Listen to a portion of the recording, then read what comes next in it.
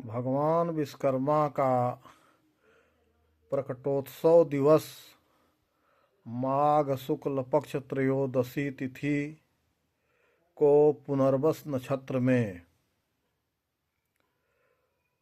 मनाया जाता है। भगवान विश्वकर्मा इसी तिथि को प्रकट हुए थे, इसलिए इनका प्रकटोत्सव दिवस मनाया जाता है। ऐसा सवाल हमारे कुछ शिष्यों द्वारा पूछा गया था कि गुरु महाराज, विश्वकर्मा भगवान का प्रकटोत्सव दिवस क्या है? तो अब आप लोगों के मन से यह शंका दूर हो गई होगी कि भगवान विश्वकर्मा माघ शुक्ल पक्ष त्रयोदशी तिथि को पुनर्वस नक्षत्र में प्रकट हुए थे और उन्होंने पूरी सृष्टि की संरचना प्रारंभ किए थे, जिसमें उन्होंने समस्त देवी देवताओं के साथ समस्त सृष्टि को, ब्रह्मांड को सृजन कर इस जगत को एक नया स्वरूप प्रदान किया जो आज तक संचालित है।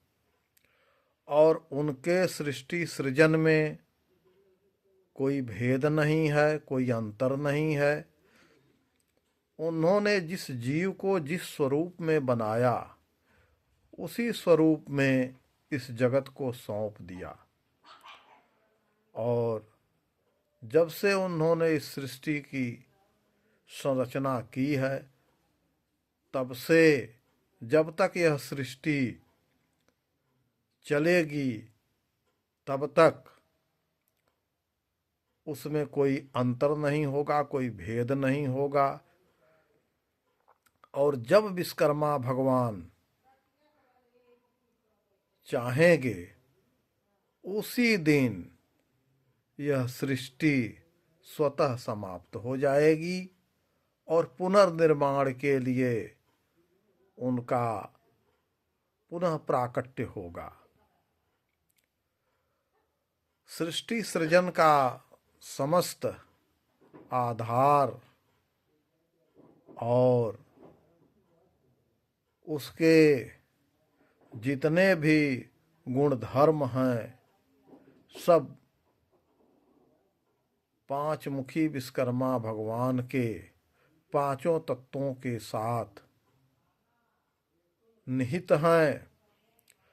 और इसका उल्लेख वेदों के जितने सूक्त हैं, उसका आप सही रूप से अध्ययन करें और उसका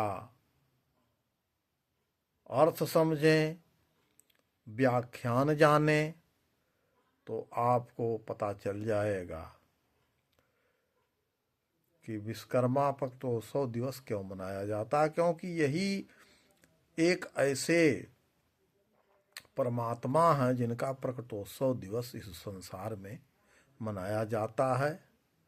17 सितंबर को तो उनकी पूजा की जाती है, लेकिन प्रकटोत्सव दिवस माघ शुक्ल पक्ष त्रयोदशी तिथि को पुनर्वस नक्षत्र में ही मनाना चाहिए।